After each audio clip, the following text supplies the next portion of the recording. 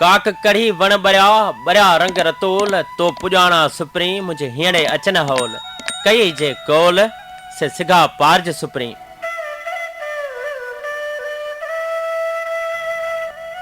अस्सलाम वालेकुम। किथे किथे असांजा ई बोल बुधी अवां जे ज़हन जो कड़ोल ॾियो।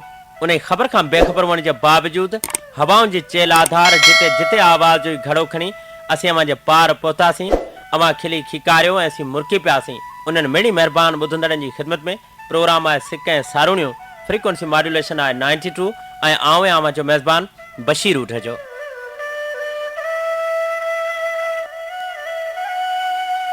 रुगो प्यार सारींदे वक़्तु गुज़री वियो ऐं रुगो वार वारींदे वक़्तु गुज़री वियो। हथ हथनि जा छला पाइण जी आरज़ू में रहिया ऐं तमनाउनि जी ॻिची में हथ पइजी विया विछोड़े जा।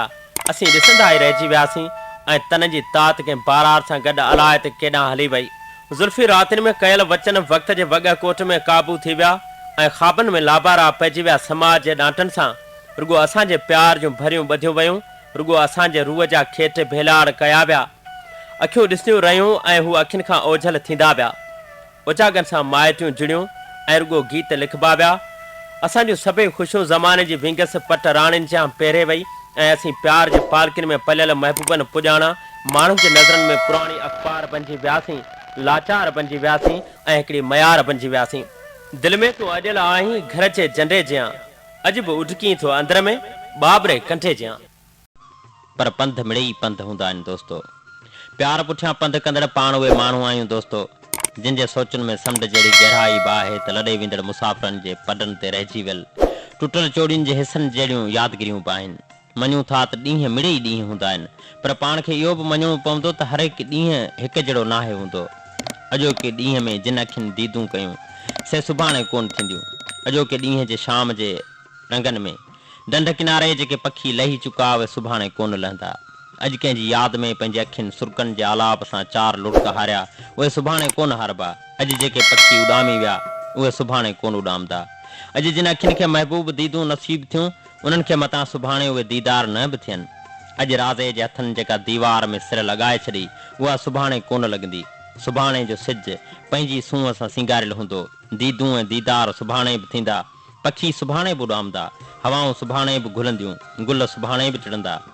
पर ॾींहंनि जे मंज़रनि ऐं पहिरनि जे अचण जा अंदाज़ मुख़्तलिफ़ ज़रूरु हूंदा। हा, ईअं मुख़्तलिफ़ जीअं हठीले महबूब जे रुसण जा अंदाज़ मुख़्तलिफ़ हूंदा आहिनि। जीअं परदेसी पिरिन जा वञण वेल ट्रेन जी दरी मां अलविदाई हथनि जे लुॾण जा अंदाज़ मुख़्तलिफ़ हूंदा आहिनि। जीअं माण्हुनि जा माण्हुनि ते इल्ज़ाम हणण जा अंदाज़ मुख़्तलिफ़ हूंदा आहिनि। जीअं माण्हू कंहिं हिकु मोहबत ख़ातिर सॼे शहर में कंहिंजे अखियुनि में थी वेंदो आहे।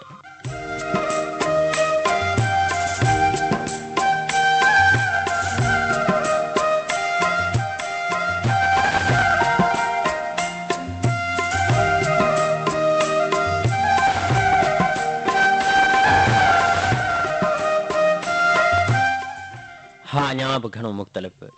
पंहिंजे ज़हन में ईंदड़ सवाल बि मुख़्तलिफ़ आहिनि दोस्तो। त सोचुनि जा ई सफ़र ज़हन जी ज़मीन ते अॼोके मुसाफ़िर चंड जियां मुख़्तलिफ़ अंदाज़ सां पंहिंजी बीहक सजाइनि था। कंहिं महिल मिठनि माण्हुनि खां मुंहुं मटे वञण वारियूं ॻाल्हियूं बि पाण सोचींदा आहियूं त कंहिं महिल उन्हनि दिलि धड़नि जी हिकु हिकु अदा मथां सिर घोरे छॾण वारी ॻाल्हि बि पाण ई सोचींदा आहियूं। पाण छा आहियूं दोस्तो? अचो त पाण पंहिंजा पाण में वेही इहा ॻाल्हि परूड़े छॾियूं।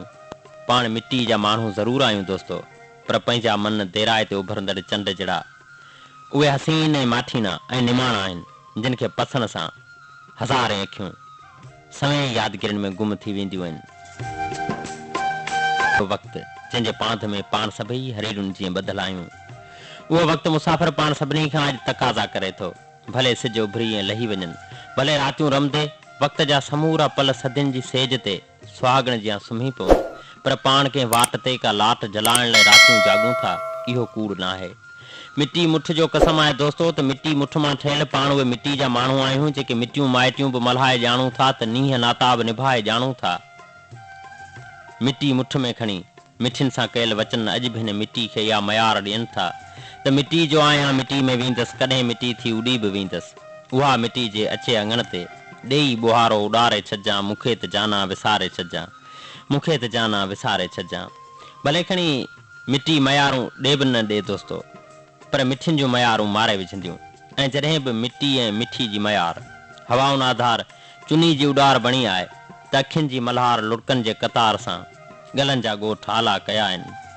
अव्हां जे यादि जो वलवलो वधण थको थींदो त ईंदासीं, अव्हां जो शौक़ु गर पुख़्तो पको थींदो त ईंदासीं।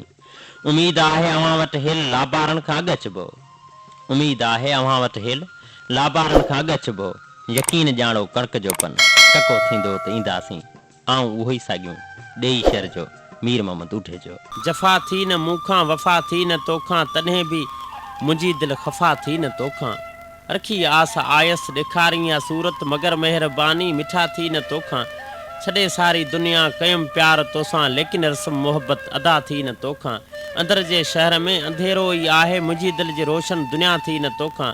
सोचुमि दर्द दुख जो दरमान थींदुसि, मगर मुंहिंजे गम जी दवा थी न तोखां। ॻोठ सरदार मुटके ख़ान पालारी जे तनहा यासीन ख़ान पालारी जी चूंड। ॾिठो न रंग आ कॾहिं हसीन तो के ख़्वाब जो, तॾहिं न तो तां आ लथो अञा नशो हिजाब जो। अञा त दिलि अथई कची, अञा न तो में ऋण भरियो, अञा त आहीं अण लिखियल नज़म तूं कंहिं किताब जो। अञा त हुसन अण धरियो रखी थी तूं वजूद में, अञा त कई आरसियूं ॾिसी थी तूं गुरूर में।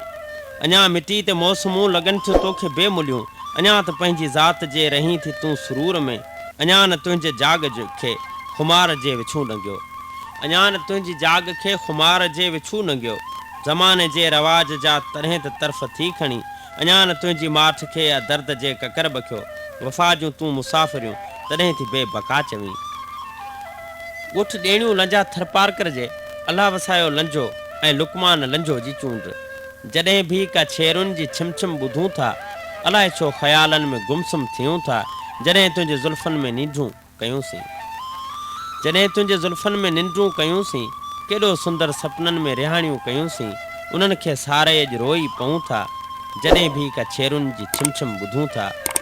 जिन साण मींहं भेड़ा भिनासीं, गॾिजी रहण जा वाइदा कयासीं, वाइदा कंदड़नि जूं पुछाऊं कयूं था।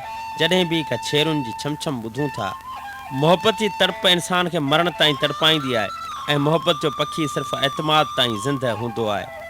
धारियुनि जी मोहब्बत माखी खां मिठी ऐं पंहिंजनि जो विछोड़ो ज़हर खां बि कड़ो हूंदो आहे। यादि रखो त दोखो दुनिया जो उहो मर्ज़ु आहे जंहिंजो इलाजु सिर्फ़ु मौत आहे।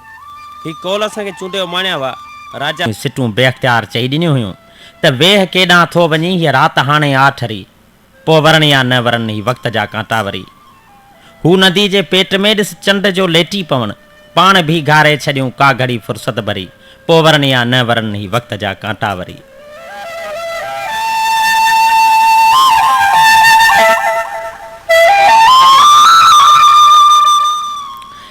गाॾी साइड में छॾे जबल जी चोटी ते चढ़ी वियासीं।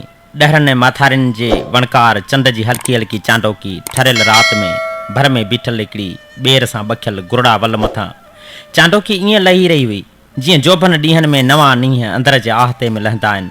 मूं चंड सां मुखातिब थींदे मरहूम हसन दर्स जूं ई सिटूं चयूं हुयूं त लॻी वई लाड़ सां लहूं अव्हांखे चओ भला छा चऊं। असांखे इश्क सारियुनि जीअं छंडे फूके छड़े थो पियो। उमिरि जे आंगरनि में ॾिस सॼण सिगरेट सस्ते जीअं सॼो माण्हू सड़े थो पियो। त मूंसां मुखातिब थींदे सफ़र जे हमसफ़र साथी चयो हो त अड़े ओ चंड रेजाला, जबल खे छो त जांची थो, ससुई जा सूर था भटकनि, पिरनि जा पूर था भटकनि, बबर में बूर था भटकनि, अखियुनि में पूर था भटकनि। अड़े ओ चंड रेजाला, कसम कंहिंजे त ज़ुल्फ़नि जो, वणनि खे राति जा भाकर पुनः जे पंध जहिड़ा ॾिस, परियां हू ॻोठ में बरंदड़ ॾियो आहे यादगिरियुनि जो। असांजो तुंहिंजे अखियुनि में लियो आहे यादगिरियुनि जो, लम्हो अॼु ज़िंदगीअ जो ई थियो आहे यादगिरियुनि जो। अड़े ओ चंड रेजाला, वरी जंहिं वेल तूं उभरी जबल जी सींध तां सिरकी कराई वक़्त जी पड़के, उन खे एतिरो चइजां कराई वक़्त जी पकड़े, उन खे एतिरो चइजां असांखे छो विछोड़ियो अथई, हज़ारे प्यार ॿोड़िया अथई। अड़े ओ चंड रेजाला, वक़्त खे एतिरो चइजां, प्रीं खे एतिरो चइजां।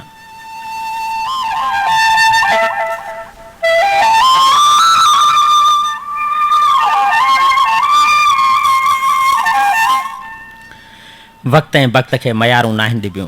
मूं ट्रैक ॾींदे चयो हो उहो वक़्तु ॿुधाईंदो, हू इहो चई उदास थी वियो हो ऐं असीं वरी बि गाॾी में सफ़र कंदे पंहिंजी मंज़िल ॾांहुं हलिया विया हुआसीं। उन ई ॻाल्हि खे अॼु वक़्त जी वॾी विथी गुज़री चुकी आहे। पर हीअ दिलि अलाए त छो उन ई घड़ी खे मासूम ॿार जियां सारे थी ऐं ईअं ई सारे थी जीअं वलर मां विछड़ण खां पोइ कूंजूं हिक ॿिए जो होरड़ो कंदियूं आहिनि। चंड अॼु बि उभरे थो, रातियूं अॼु बि पवनि थियूं, सितारा बि टिमकनि था, पर गॾु गुज़ारियल उन लम्हनि जा अक्स रूह में रक़्स कनि था ऐं आऊं उन्हनि यादगिरियुनि जे उदास अहसासनि खे माठो करण लाइ FM 92 जे आवाज़ पंध में पाण खे विञाए छॾियां थो। हा बशीर, प्रोग्राम आईना ऐं अक्स में बागी हनीफ़ खोसे, प्रीतम चेतन कुमार भील, दीदार शाह, अयूब खोसे समेत थर जे गुमनाम लेखक खे वरी लफ़्ज़नि जा गुलाब पोखण लाइ हवाउनि आधार अर्ज़ु उमाणे छॾ। उमेद आहे त लफ़्ज़नि जा ककर रिमझिम थी पवंदा ऐं सभई साथी अदबी ख़त जी सकाफ़ती स्टा खे सिंगारण कोन छॾींदा। सांझ जे रंगनि में लिखियल मैसूम ॿार जे मिटी हणनि हथनि जहिड़ा ॿ टे लफ़्ज़ काग़ज़ कलम में आऊं अल्ह जुड़ियो कल्होड़ो। सूंहं सॼो संसार लॻे थो, कोजे तंहिंमें धार थिए थो, जीवन पोइ बार लॻे थो, रूह बि छोरो ॿार लॻे थो, रूह बि छोरो ॿार लॻे थो। ॼण जो शौक़ु थी पियो आहे, वरी जाॻियूं उमीदूं ऐं जीअण जो शौक़ु थी पियो आहे। अञा गुलड़ा छणिया न आहिनि, अञा मौसम मोचारी आहे, वरी कंहिं दिलि रुबा खे दिलि ॾियण जो शौक़ु थी पियो आहे। वॾो ई वक़्तु थियो आहे, लिखियो हिकिड़ो अखर न आहे, ॾिसी कंहिं सूंहं वारनि खे लिखण जो शौक़ु थी पियो आहे।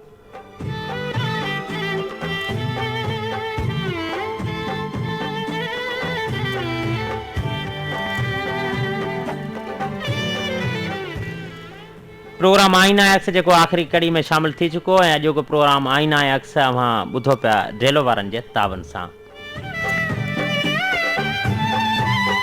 उठ भोजाकर खां अब्दुल करीम थेबो साईं, वॾी महिरबानी अव्हां जो असांखे यादि